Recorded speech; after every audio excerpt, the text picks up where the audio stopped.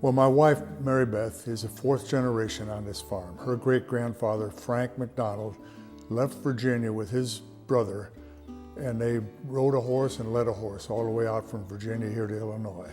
And they settled here in 1859.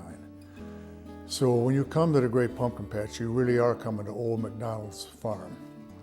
Our Mac, who manages the farm, is a fifth generation, and his kids and my other son's children, 8 grandchildren, are the sixth generation on this farm.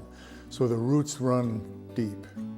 They were born, our twin boys, who joined their older brother, Kit, were born on October 26, 1976.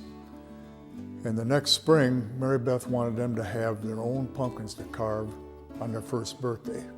So that's how it started. The boys, just little, they were barely crawling in the spring, but helped plant the pumpkins in the garden. Every year they would plant pumpkins for their fall harvest. Starting the second year, they had more than what we could use. So they put them out in front of the milk house where the windmill is, and we hung an envelope on the door up by the house, and people bought them on their honor system. And that year we had enough money to pay for the seed for the next year.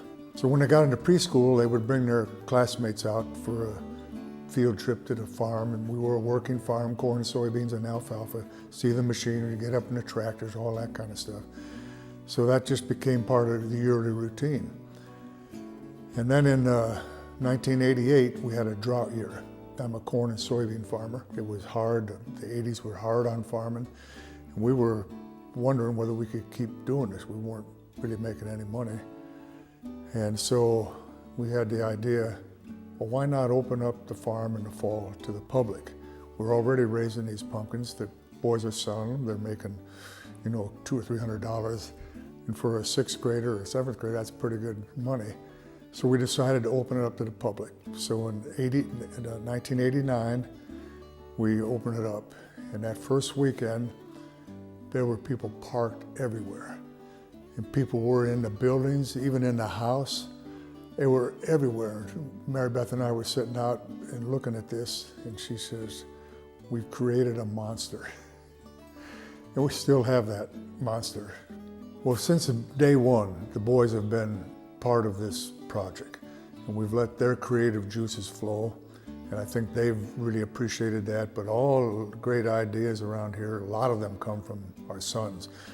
Mac is kind of the manager. I remember when he and his brothers got in the bus to go off to school when he was about 12 years old, and before he got in the bus, he handed me a list of things to do.